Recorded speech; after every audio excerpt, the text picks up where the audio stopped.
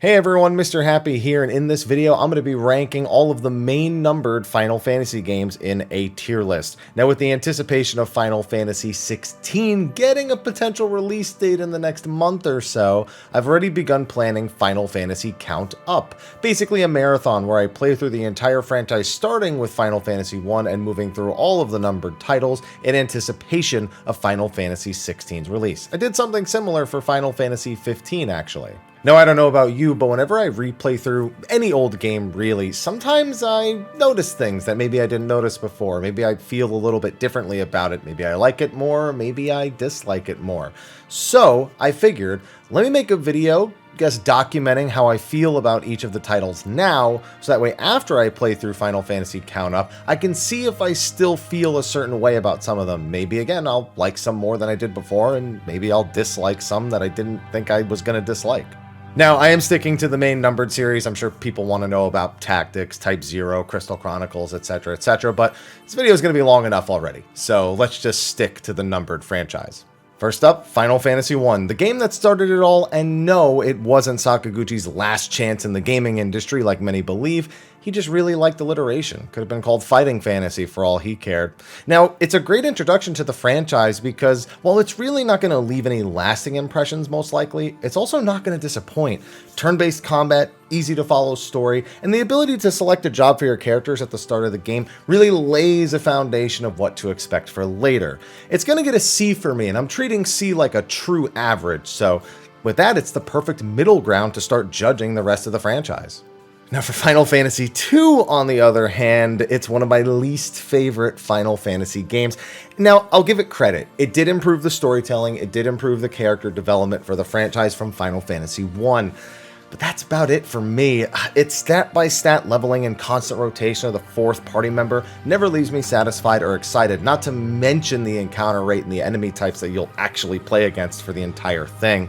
There's a slew of other progression-related issues as well that I don't have fun when I'm playing it. Now, it does, however, serve as a prototype to the Saga franchise, which does all of those ideas way better, so definitely worth checking out. But judging Final Fantasy II on its own, hate to start this one with a bit of a negative on the second game, but it's going to be down in the F tier for me. Now moving on to Final Fantasy III, this one's really divisive for me because it depends on which version you're actually talking about. Now this game borrows good ideas from Final Fantasies I and II and expands upon them, including a better story, more traditional leveling, and a diverse experience. This is largely thanks to the job system, allowing you to unlock and change jobs all throughout the game, unlike Final Fantasy I where you were locked into that decision the entire time. Now in the Pixel Remastered version, this is executed fantastically and easily earns the game a B tier for me. However, for me at least, the 3D version is one of the worst Final Fantasy experiences I've ever had, especially because of its fatigue system when you swap jobs. Yeah, not a good idea. That one easily lands an F tier. Now for Final Fantasy IV, I think this is the first title so far on the list where you won't be surprised to hear it's somebody's favorite in the entire franchise. It has improved storytelling, it has better characters, and they give each of these characters a job identity, kind of tying it to Final Fantasy III's system, but just making it done on a character-to-character basis. It has little to no gameplay flaws on top of that, so it's really hard to pass up.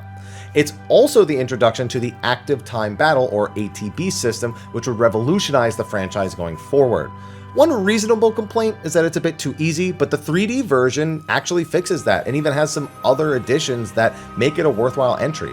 Realistically, you could play almost any version of Final Fantasy IV and have a good time, except maybe the PlayStation 1 version. Now for that, it goes in the A rank for me, and honestly the only reason it's not S is because I'm saving that for some other titles on the list that I like a little bit more, but I wouldn't be surprised to hear this as S in somebody else's list.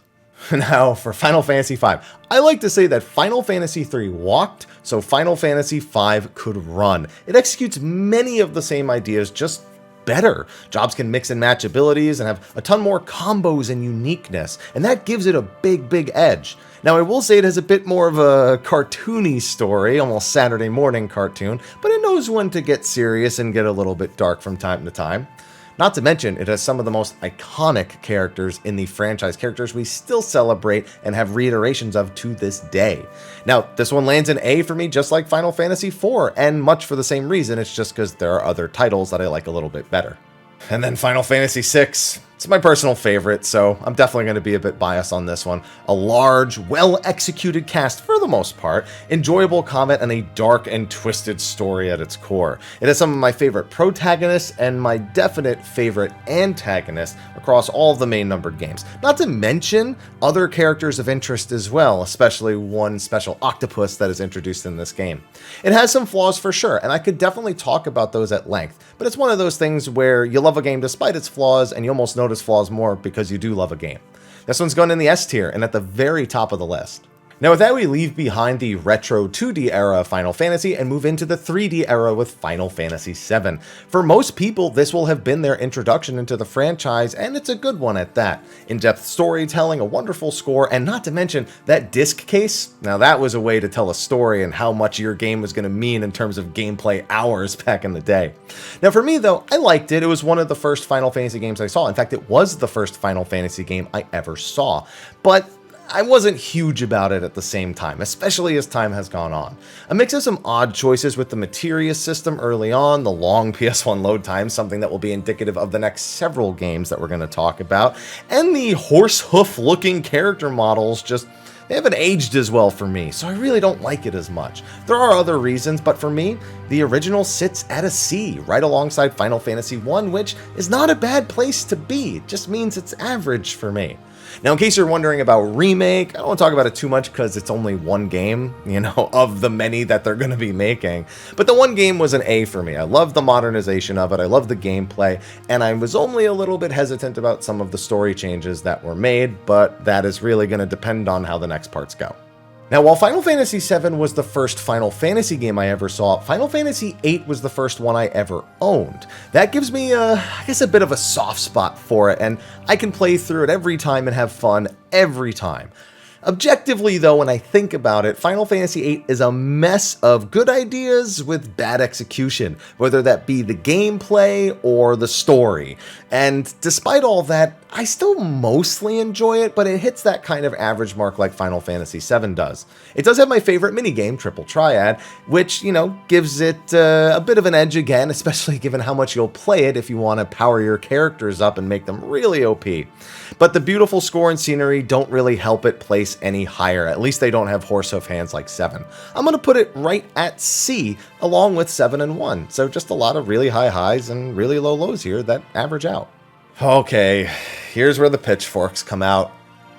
I don't like Final Fantasy IX. I just don't. I don't like most of the characters. I don't like the speed of the gameplay. I don't like the progression systems. I don't like the minigames. It's just hard for me to get attached, despite this game being one giant love letter to the franchise. It does get points for a more upbeat and fun main protagonist than that of Zidane, as well as Vivi's very interesting character and personal story, really the character I care about most. But when you don't resonate with so many elements, even if it's not those elements' fault, it's just hard to like, I think we can all relate to that in some degree. So while many of you out there might love this title and it might be at the top of your list, I simply don't. It's going down in F tier, yeah, and maybe that rating warrants a video of its own so I can explain myself more thoroughly. Now, the jump from PlayStation 1 to PlayStation 2 was a big one for the franchise, and that is incredibly evident with Final Fantasy X. Massively improved visuals and voice acting help lift the otherwise classic experience to a whole new level, even if that level comes with some mixed performances and memorable memes. Innovation on the franchise's classic turn-based system, moving away from ATB after so many games, and its actual progression systems on the back like the Sphere Grid really helped keep it fresh after over a decade of success with the other titles. Now, I've been in love with this game since it released, so it's just barely under Final Fantasy VI for me. All the same, it's being slapped in the S tier. Now, in case you're wondering about the sequel, I won't rank it, I'll just say this. It's among the best gameplay systems that we've had. A wonderful iteration of the job system, and that's it. Oh boy, Final Fantasy XI, the MMO that would devour literally years of my life, standing around waiting for experience point parties. Now, as a youngin', this game was my life, but since then I've taken a more realistic approach to what the game actually is in my older age and what it meant for my habits as a gamer growing up. The game is dated now, even with tons of modern quality of life, but you know what? That nostalgia factor and the dedication of the community keeping it alive, even after 20 whole years, does still hit home with me. Now, young me would feign to rate it and just say, I love it. But older me gives it a D. It's just nearly impossible for me to recommend it to anyone nowadays, and even playing it myself can just sometimes be such a hassle, only overshadowed by good memories of a different time. I just wouldn't want to play something like the classic 11 experience nowadays if given the choice. Now, that was an actual MMO, but Final Fantasy XII is basically a single-player MMO. Lots of hidden secrets, exploration, danger around every corner. It has a unique take on a lot of things, especially the character progression with the license board and the automation of ally actions for a more active combat style. These things all have their ups and downs, and it's definitely one of the more divisive titles, something that really does happen a lot with the later Final Fantasy releases. Now, the original version was not among my favorites, but the recent Zodiac Age, I say recent, it's been a few years, but the recent Zodiac Age re-releases have breathed new life into this game for me. The job system, the improved license boards, and the character builds that you can make with the reworked drop tables and available loot improves upon the game's strengths while eliminating a lot of its weaknesses, plus having additional content. While it does have some story and character flaws, I enjoy those aspects enough to put Zodiac Age in my top 3 of Final Fantasy games, at number 3, but still in the top 3. I was as shocked as you are when I made this decision a few years back, but it just goes to show how a few improvements can make a game better, and as such, it's going up in the S tier. Oh boy, Final Fantasy XII wasn't when things get divisive, then Final Fantasy XIII definitely is. This game has been criticized for its characters, its linear pathways, awkward character progression, and the tutorials. All the tutorials. That being said, whenever I go back and play Final Fantasy XIII historically, years after making an initial judgment reflective of those criticisms, I found I actually like it a decent bit. Most of those things don't end up bothering me that much, minus the whole party leader dying means a game over thing. I don't like that in any game. It has some serious difficulty spikes, and the moment-to-moment combat choices with the paradigm system work well enough. They keep me engaged, and the characters and story don't really upset me at all, especially Sass. I love Sass. Honestly, it lands in C for me, which, like I said earlier, isn't that bad. Now, the sequels I can give some quick ranking to as well, since they do have Final Fantasy XIII in the moniker. 13-2 is one of my favorite antagonists, which is a big surprise coming out of the sequel, and it has a lot of really good improvements over 13, so for that I'll give it a B. Now, Lightning Returns has one of my favorite combat systems. I love the combat system of that game, and literally nothing else about that game. As much as I love the combat, that's got to go down an F for me. I mean, so the next one is 14, but do I really have to judge that? Is that even fair? I mean, I play it all the time. It's my go-to game 90% of the time. I built an entire channel and livelihood around it. So of course I'm going to rate it high. Amazing story, top-notch world, enjoyable gameplay. I mean, what do you expect? Yeah, I can easily criticize aspects about that game and ask for improvements, but of course it's going to be an S rank, right? And finally, we come to Final Fantasy XV, which, similar to Final Fantasy XIII, I feel like I have to do this disclaimer a few too many times. 15 is a divisive one. I do actually enjoy the gameplay, the world, the lore, and especially the characters. The bond the main cast has and their constant banter really keeps me going, even when they do repeat lines quite frequently. Now, thanks to the Royal Edition and DLCs, the game is also much improved over its initial version, so if you haven't tried those, it's definitely worth a shot.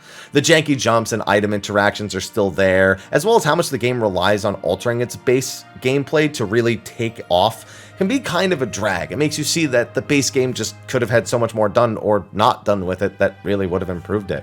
I just wish it wasn't the product of a 7-year mountain of nothing happening to be forced into a 3-year dev cycle to then try to salvage it within another couple of years even after that. But you know what? The end product, for me, speaks for itself.